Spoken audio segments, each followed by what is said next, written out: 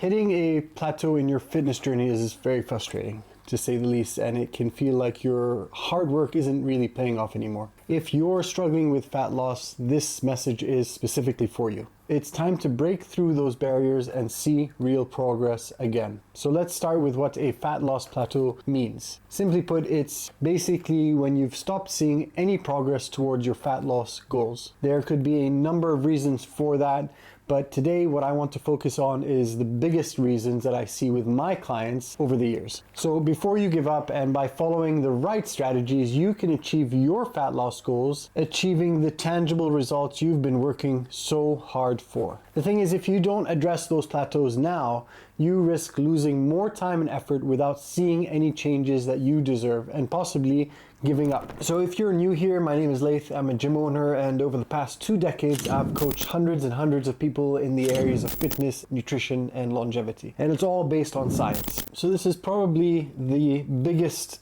mistake people make when they're trying to lose fat.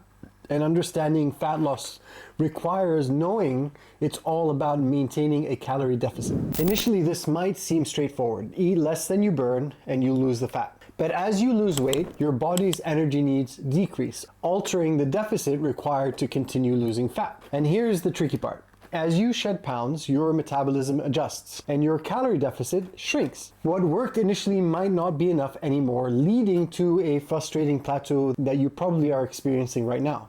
So for example, if the number of calories you need each day is about 2,000 calories, and in order to lose fat, you need to consume only 1,700 calories. Once you've lost that fat, your body requirements decrease, which means you need to eat less calories to function. So instead of the 1,700 calories being a deficit, now that's your new maintenance calories. This means you need to drop maybe to 1,500 calories to start to lose fat again. And as you progress through that, we need to keep adjusting the calories that you need until we reach our target goal. So the thing is, ignoring these adjustments can stall your progress and sometimes work in reverse. On the other hand, recalculating and adjusting your intake will increase or speed up your fat loss journey. So by regularly recalculating your calorie needs and adjusting your intake, you can maintain an effective calorie deficit and keep your fat loss on track. Next, let's talk about the importance of accurate tracking in your diet. Accurate food tracking is crucial for maintaining a calorie deficit. If you don't know how much you're eating or how much you need, you're never going to know if you're eating less than what your body actually needs. However, many people fail to track their food intake correctly, leading to an unintentional overeating, or in some cases, starving themselves. This, in reality, will sabotage your fat loss efforts despite the intentions that you have. I've done a more detailed video on how to track things accurately, and you can watch that over here. You might think that you are tracking everything, but common mistakes can lead to inaccurate calorie counting. For instance, estimating portion sizes instead of measuring them can result in consuming more calories than you realize. And a good example of this is liquid calories, like those from drinks and sauces, are often overlooked but can add up quite quickly. To add to that, the types of food that you have matters a lot. Whole foods versus processed foods can have a different impact on your calorie intake and your satiety. The lack of precision can explain why you're not seeing the results you expect, and it's not only about tracking, but it's about tracking correctly and consistently. Just so you understand and put this into context,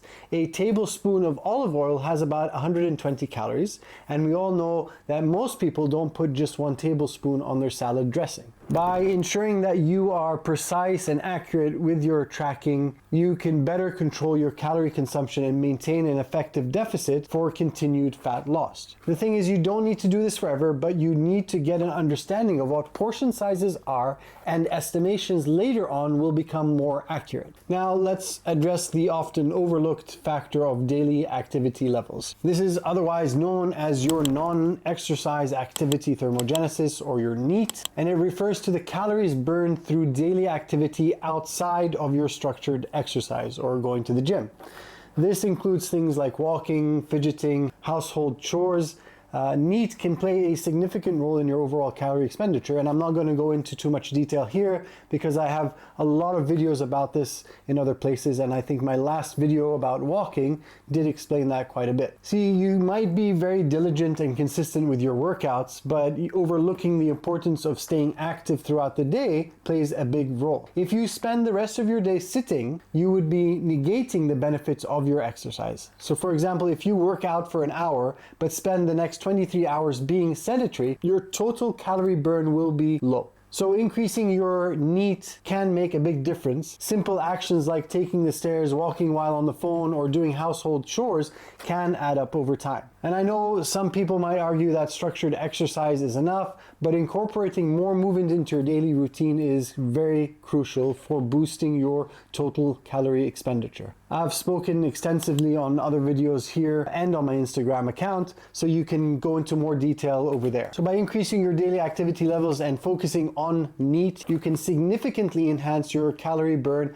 and support your fat loss goals. Let's wrap up with some final thoughts on overcoming fat loss plateaus. Although these are probably the major reasons I've noticed over the years of training people, there are other elements that need to be talked about and thought about if you are still in a plateau. But I've found that these elements are sometimes hard to control or measure, so they're more of awareness than anything else. And these can include things like sleep, low amounts of protein, you're not being realistic with the amount of time for losing fat, hydration, stress levels. All of these elements will play a role in how your body deals with being in a deficit if you are in a deficit. So by recalculating your calorie needs, tracking your intake accurately, and increasing your daily activity levels, you can effectively overcome fat loss plateaus and achieve your fitness goals. But you've got to be realistic with this. You can't lose a lot of fat within a few days.